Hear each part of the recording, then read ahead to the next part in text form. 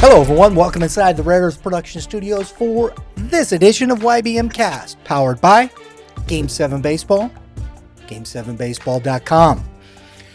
We have today a special, our player spotlight, all the way from Nixa, Missouri on the Prime Sports Midwest Call Link, Mr. Wyatt Vincent. How are you, sir? I'm doing well. How are you?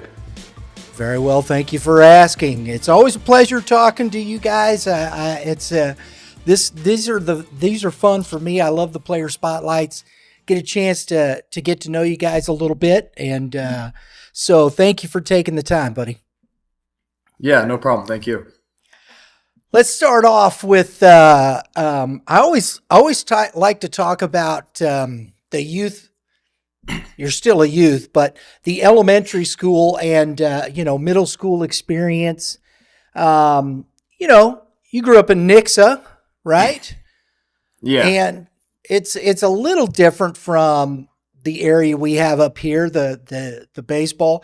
We got a chance in our winter workout tour. Coach Hughes was kind enough to allow us to stick the cameras in all the guys' faces and whatnot, and the little guys. So we got down there to see your elementary school, middle school program at Nixa. Did you play in that program? No. So growing up, I didn't play in the Nixa program. I actually played in the White Brothers organization for Jared and Jeff White. I know that, the Bros Brothers, right? Oh, yeah. Yeah. So I played with them until I was 12 or 13, I think.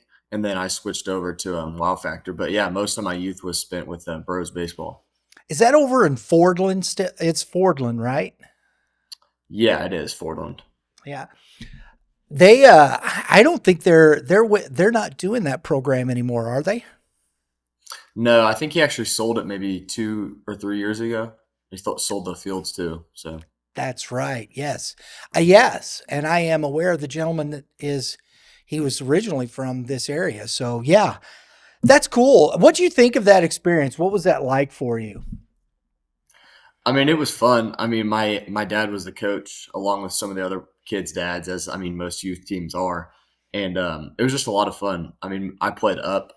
I was up 1 to 2 years for most of my life. So I mean, I was playing with 23s and 24s, and so my friend group has mostly been the older kids my whole life, and I kind of built that at a young age, and it was kind of fun to play with the older kids because the competition was just different. I mean, starting at a young age, because I never played my age really. I played coach pitch a little bit at my age, but playing player pitch at 7 years old against 8 and 9 year olds kind of really set the standard of like what it means to be a baseball player, and kind of got that into me quick. So knew there was no messing around. That's definitely a pass or fail, right? Yeah, I mean, if I get hit one time, it was probably most people are out, but I had to learn how to suck it up early. So, So what was it like? I mean, it's always tough. I know, playing for your dad as a youth player, or whether you're in high school. I know that the dynamics are always interesting. What was it like for you? I mean, I enjoyed it. I really liked playing for my dad and other kids' dads. Just because I was a little kid, I didn't really know what was going on yet. So he kind of gave me a good fundamental basis, and he made the game fun, but also kind of put that mindset like, you're going to play the game right, and we're not going to do this wrong. And it was really good. I mean, it was challenging as a kid, but I mean, even still to this day, he kind of keeps those same mannerisms that I had as a youngin'. So. There you go. Was he harder on you than the rest of the guys? Definitely, 100%. I mean, being the little kid on the team and being the coach's son kind of put that extra target on me. So he had to make sure I was in line. So I'm sure and his head is Dominguez. The guy on YouTube. Oh man. He's always talking about coach's kid, Did you ever have that trouble? Definitely ran into those arguments, but I mean, the counter was always, if I performed, then I deserved to play, and I performed. So that was kind of our counter to that. And it kind of worked. So. So was mom, where was mom in all this? Was she the buffer or just team mom? We didn't really have a team mom. That wasn't really a thing for my team. It was more of, we're playing the game, and the moms they kind of handled everything outside where we're going to eat. They kind of did it all together. But I mean, she was more the foundation of just the support basis of being 7, 8 years old, failing, and she was just like kind of built that mindset. It's gonna be okay. There's always another game, and so that was kind of my mom's role as a kid. That always makes it nice. Do you remember those lessons? I mean, are they still vivid in your mind as you're going into your senior year of high school? Oh, definitely, and especially now, like nearing the end of high school, all those memories start to come back, and you get flashbacks to being a kid, and dad's telling you this, mom's telling you this, and then you're really seeing how it's played out over the last couple of years and how it's played into my life now, even outside of baseball. And it's really powerful and just shows the impact parents can have in your sports career. How do you think that's helped you develop as a person, and where, some of the other factors, some of the other coaches who helped you along the way and guys you looked up to that way? There's too many people to name that have helped me. There's been a lot, but I mean, really, how it shaped me as a person, it kind of made me see things from a different perspective. Instead of going in straight onto it, I'm kind of just see how it plays out, see what's going on first, instead of going in with a really hard head approach, kind of playing it back like, let's see how this goes, playing it by ear mostly. And it kind of made me more simple when it comes to understanding like the game. Just my understanding has changed with my parents' approach of hard baseball, but understanding baseball, and that's kind of helped me in life because you can't always approach things super hard headed, and sometimes you do, but sometimes you approach it lightly, and it's kind of helped me find that middle ground of how to approach things, how to handle adversity. I love that. So you're 14U, you went to the Wow Factor. Is that correct? Yeah, yeah. So I went to Wow Factor National. So it was when they were kind of first getting started. Wow Factor was, and my coach was from Cincinnati, so their team was originally the Cincy Flames, and Oh. they went over to Wow Factor, and one of my buddies in Arkansas was like, "Hey, you need to come play for this team. They're really good." I was kind of like 50-50, but ended up playing, and it was a great decision. So. So what did that help? I always think that 14U year is pretty critical. You're heading into high school baseball. Um, you go to this new team, so that's different. And then not only that, it's a bunch of guys you don't know, in that respect. So do you think that really helped you as you were heading into your high school season? Oh, it definitely helped me. So I went there in the fall with them, and then I played the summer with them as well. And it was kind of my first step into the national scene of summer baseball, and the national scene away from the normal scene of summer baseball is just it's completely different. And anyone who's played that will say the same thing. Just how everyone plays the game.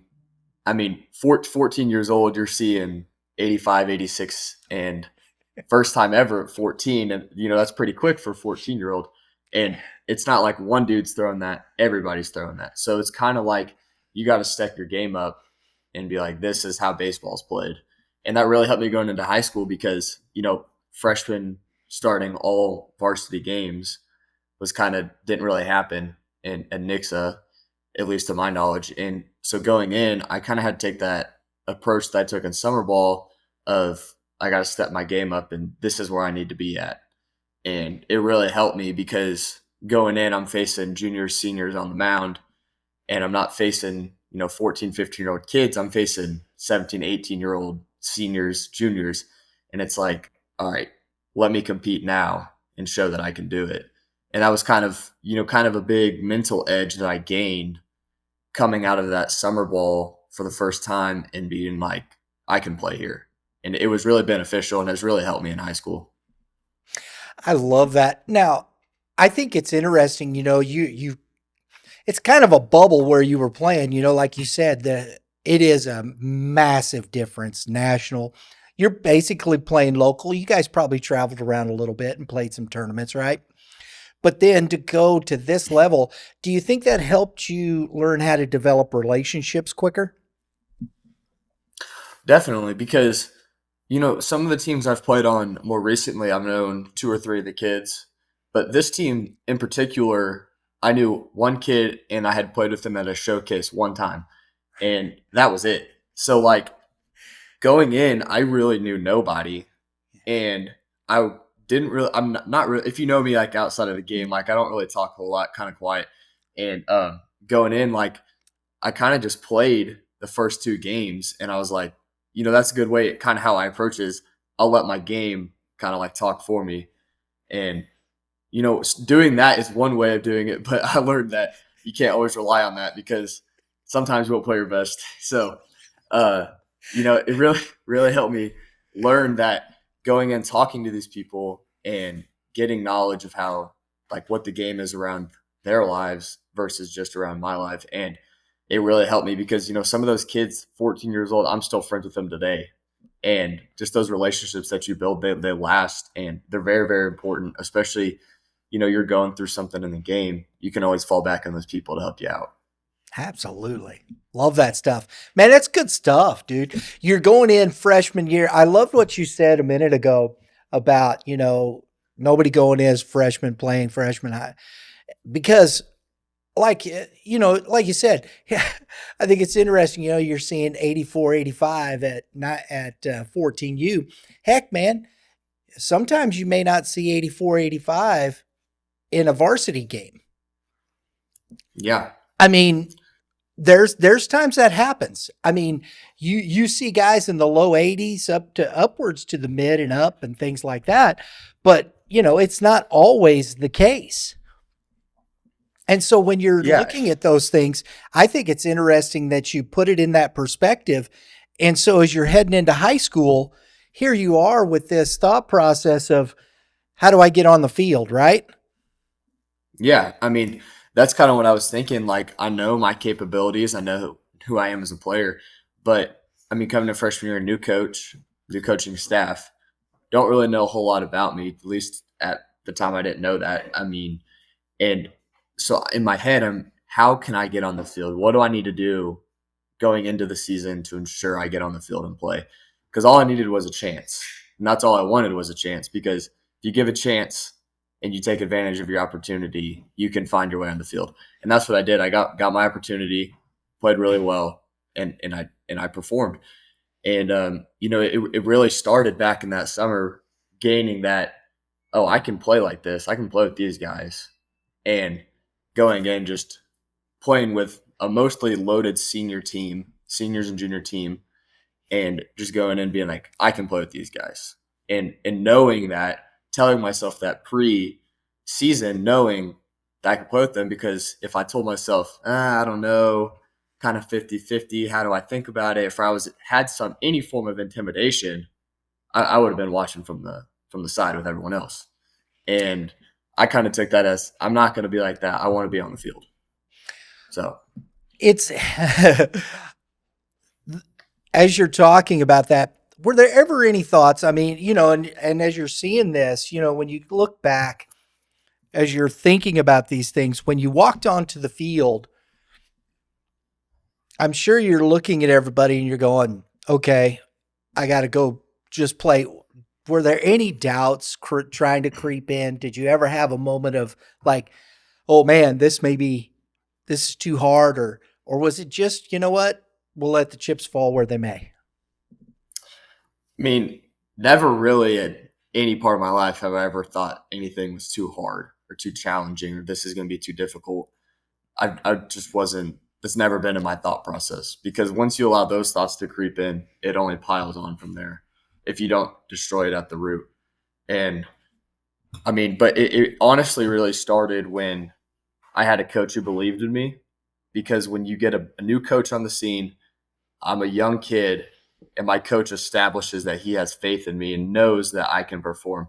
like even after I went through a little slump through about 6 7 game drought, and he never wavered confidence. He took me to hit, kind of reestablished like, hey, this is a fun game. Like, let's have fun while we're doing this. Because I kind of got really really tight, really tense, and he was just like, hey, I believe in you. The coaching staff believes in you. We all have faith in you. Just go out and play your game. And that's really all it took. And it was all up from there. It's hard to do. Sometimes it's easier said than done when you're 15 years old. You see, this is all around you. It's easy to get caught up in some of that trying to, you want to perform so badly, right? That you get Yeah. caught up in those things. I love that. Did you, once that happened and this coach, how has that relationship continued to develop? Oh, I mean, we're great friends. Like outside of the game, we text, we talk all the time, and it was really that moment for me, one particular night when it hit, and that's all it took. I mean, from there, we've been as close as you can imagine as a coach and a player, and he's really helped me out in a lot of aspects of life outside the game, and helped me in the game. And he's really boosted my confidence. I mean, last year especially, kind of going through the same sort of thing, and he was just like, "Look, man, like we need you. Like you're our guy. Like come out here and just have fun. Let's play the game."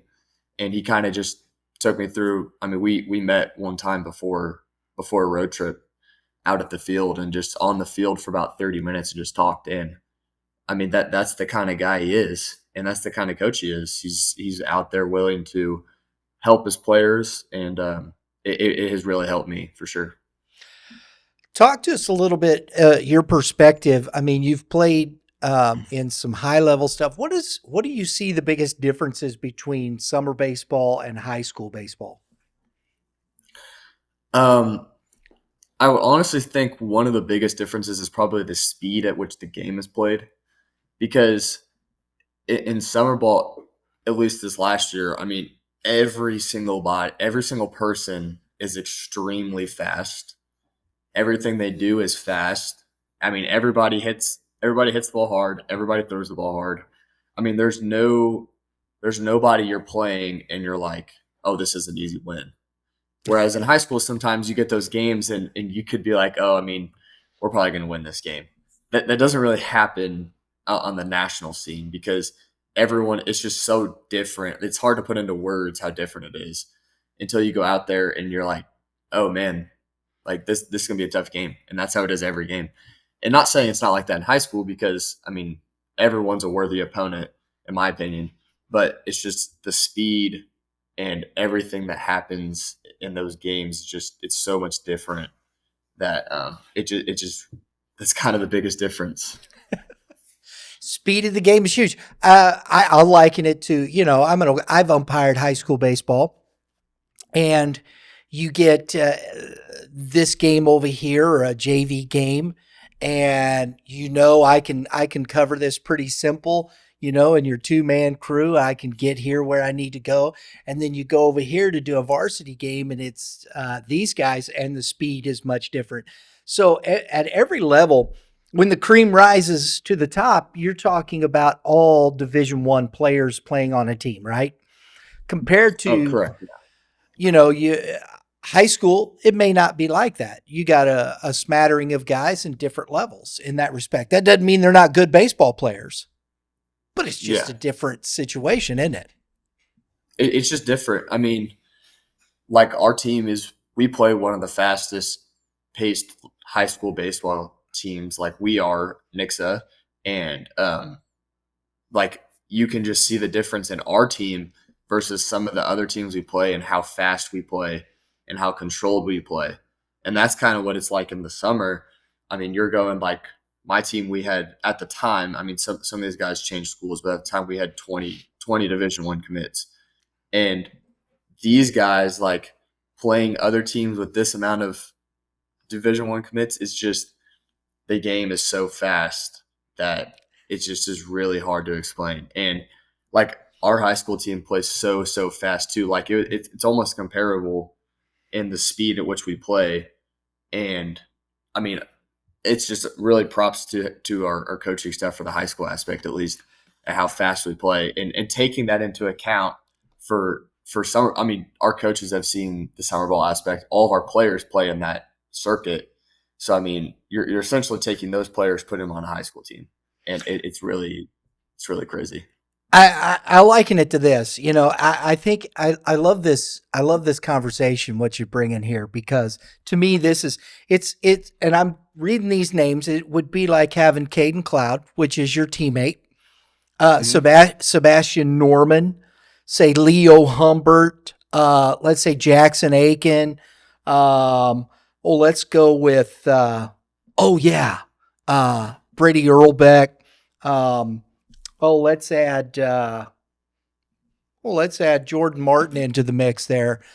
That's This is the level of play. These are all Division One, Power Four conference guys, and I mean, you put, heck, if you had you and Leo and say, Chase Porter out in the outfield, I don't. It would be hard for a ball to drop, wouldn't it? Yeah, I mean, it really would, and like, I mean, this summer we had Christian Turner. He's going to Arkansas. He runs a 6'3", and then No, we wait, had wait, wait, wait, wait, wait, wait, wait. 6'3"? 6'3", actual six No. three. Did you see that? Yeah, I mean, he laser time and everything. No And way. we had Bennett Career going to Princeton. He's a 6'4". I mean, when you get you like playing with an outfield that fast again, probably is not in the likes of happening. But I mean, like the guys you mentioned, I mean, it's possible, but like a ball falling in the outfield, that very rarely happened. It was a low liner or it was a home run. That was pretty much it. Or how about your future teammate, Michael Callahan? Yeah, I'm not really too familiar with much of his game. Yeah, Michael Callahan from Lafayette, also going to Missouri State. I think he runs a 6'4", 6'5", something like that. Um, you'll have to check it out. We got a player spotlight with him as well. So there you go. You'll get to get a I'll little check that out. chance to Check that out. check that out. But no, I think that's a great point you make, man. It's just the level when you got all the guys in the outfield running, anywhere from 6'4" to 6'7". It's hard to get a ball past a group of guys like that, isn't it? It is, and I mean, everyone is a specified outfielder. It's not like, oh, they play infield or they do this or that. I mean, maybe for their high school team, some that their job is to be an outfielder, and it's different when that's all you've done your whole life is to be an outfielder, and then you play with people who that's also what they've done their whole lives. And I mean, just the reads and the speed, which is just unmatched. Talk to us about senior season, man. It's coming. It's here. What are some of the goals you've set for yourself? I mean, obviously there's the individual goals, and then Mhm. there's the team goals. I mean, team goals, as always, we like to win state championship as every other team. But honestly, I think more my goal for our team, and I just say it's probably our team's goal as well, is just to play better baseball than we did last year. Because I feel like last year, majority of people who were playing, we were kind of a younger team. We had seniors obviously, but most of our newcomers were freshmen. We had some sophomores, and and you had some juniors who had been playing a couple years. But most of our team was in that age, and I feel like we kind of got consumed by pressure last year and kind of let that overtake us as a team. And we played really tight. We had games where we showed that like what we were capable of, but there was a lot of times we really tensed up, really fell under that pressure, and didn't play great baseball for some of the games. And I just think that this year that I really want to flip that around. I mean, we still won 23 games and we didn't even play like we played really tight last year. And I think if you ask our coaching staff, our players, everyone would say the same thing. And so my goal for the team this year is to just play loose baseball, play good baseball, and have a good time doing it. Because at the end of the day, if you're not having fun, then what's the point? And so I think that's a good team goal for us this year. But personal goals. I mean, I'd like to keep my numbers in the same area, but I mean, there's some state records I'm after this year, and I'm in reach of several and getting in the top 5 categories, and breaking the state record for career triples. Like those are goals for me, career goals. But I mean, season goals. I think I just like to play good baseball. I mean, I can't put numbers on anything. I mean, if I'm making good contact, making good reads, that's all you can ask for, because can't control where the ball goes, but you can control your timing, you can control your effort, you can control where you hit the ball in the bat, and that's kind of the goals I have for myself. I have my career goals, but outside, those are outside. That they have no effect on. I don't want them to affect me. Don't want them to affect the team. That's just things that I'd like to happen. But if they don't, it is what it is. So I love that because you can't control. You could hit the ball 100 miles an hour off the bat all season long and hit a buck 50 if you're hitting it right at people, right?